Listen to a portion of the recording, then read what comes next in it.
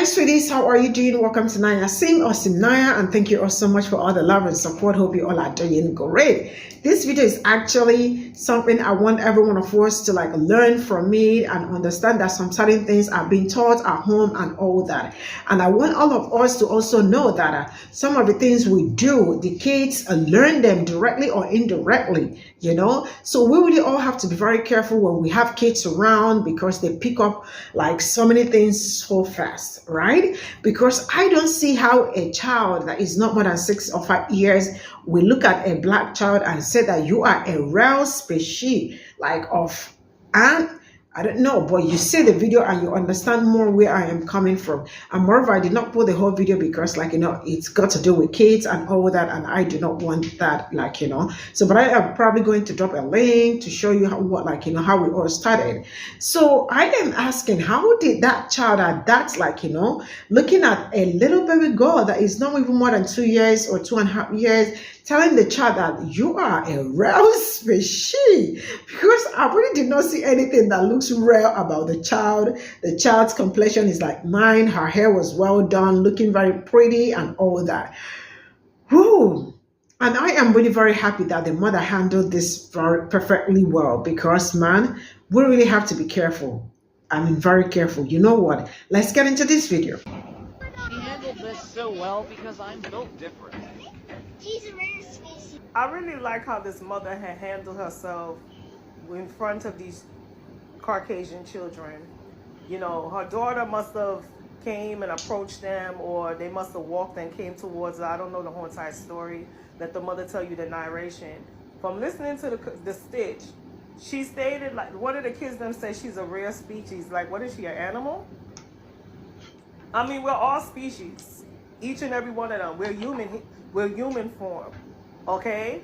We're a person we're not binary. We basically have a type that we're able enough to make chromosomes. I mean, I'm not going to go into the biology or whatever, but for that young boy, for that young child to turn around and say that in front of the mother, and good thing she had a camera on, is only because this is what he hears from his parents. Okay, remember, racism starts at the home. Or someone in the household must have repeated that, because they make us look like we're aliens. If you look at people come in all shapes, size, and color, and everybody's different, that's the uniqueness about everyone. Whether ethnicity is ethnicity. The language you speak is a part of your ethnicity. Religion, there's no discrimination with religion because race is not in religion. And that's what people need to understand with that. If you're Catholic, there's a whole body of people that come with all different types of melanin that could be Catholic. The same thing with Judaism, which is Jewish. The same thing with Christianity or whatever. So religion is the only ballpark where race is not in there. Now, sexual orientation, that's what you choose of your option, whether you're heterosexual, homosexual, or whatever preference you want to be. But moving right along, as for you with color of your melanin, that determines your race. All right?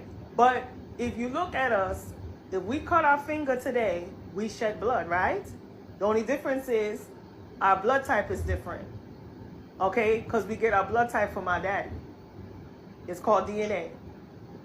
But other than that, for the young boy to come out of her mouth and say she's a rare species and have them gather around and staring at her, this is not only children alone. When you go to certain places, okay, let's say you have long hair and braid. Sometimes some of the Caucasian people ready to want to touch your hair and can't believe your hair and want to know if that's really your hair. No. Why don't you learn cultures? Okay, and that's the difference. They don't want to learn. When they see us, they act like we're glass. So we need to do the same thing too. So when the little girl was standing there, and I'm like, the baby's smart too. The baby, you notice the baby didn't approach to them because of the way of their aura, the way their perception. But like I said, racism comes from the home. If you say negative things, and you live in a Caucasian home, and you say negative things about black people, it comes in embed to certain children. Some children could be born in a racist home and don't expect that everybody is bad compared to what they say. But some children will feed into it because that's what their parents have embedded into them. But I like how the mother said, why would you call her rare species? She said, we're all the same. She said, we just have a different color. You see, knowledge is power. When you teach and educate a child, and remember, children sponge off of things, what parents say and do. That's why some of you parents, when you come on this TikTok or come on social media, you have to be careful what you're saying in front of children, because they will take it and they'll mimic it. Okay? It's called, there's two types of learning in life. I learned this in sociology. Indirect learning versus direct learning.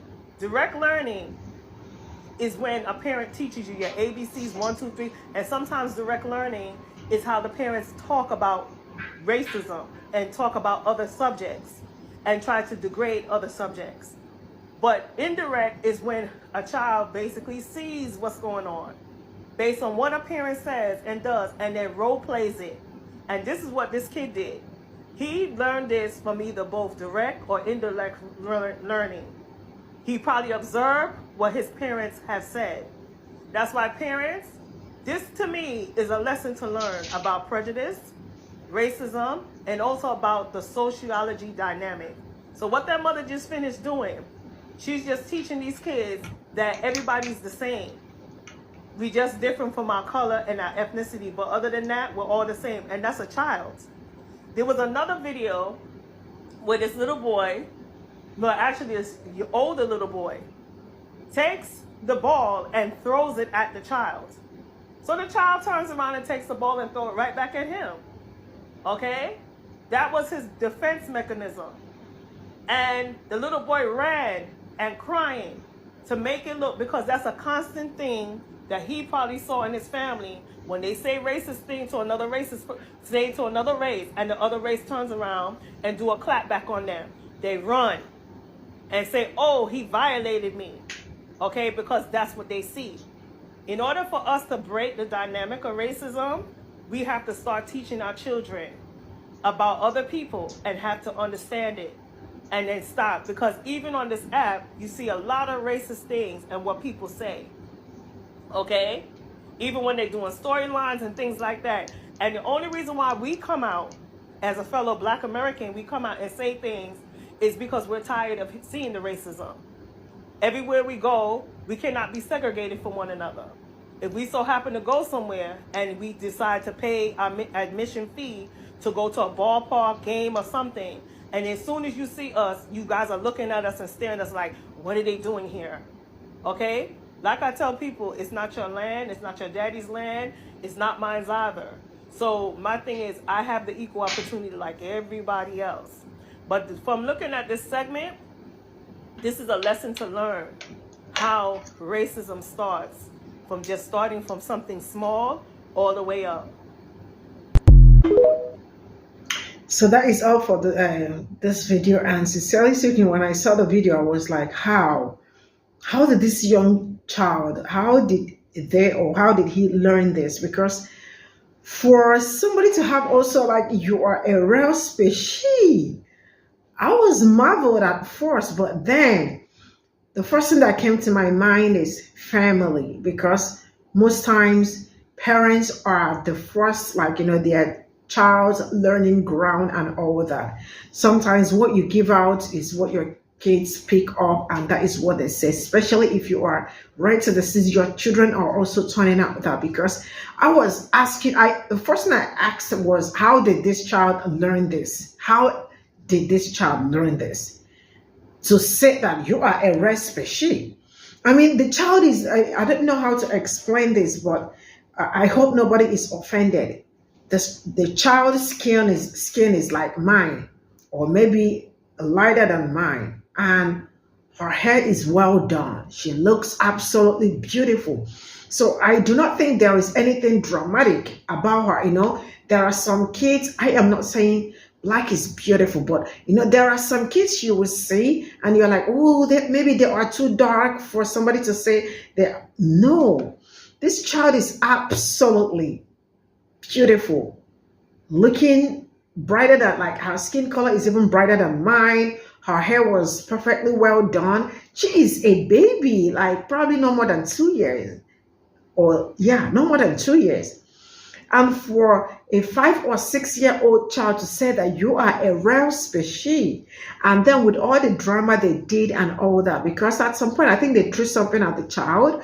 I do not want to bring everything here, but like, I probably will give you a link where you can go to see the video, right?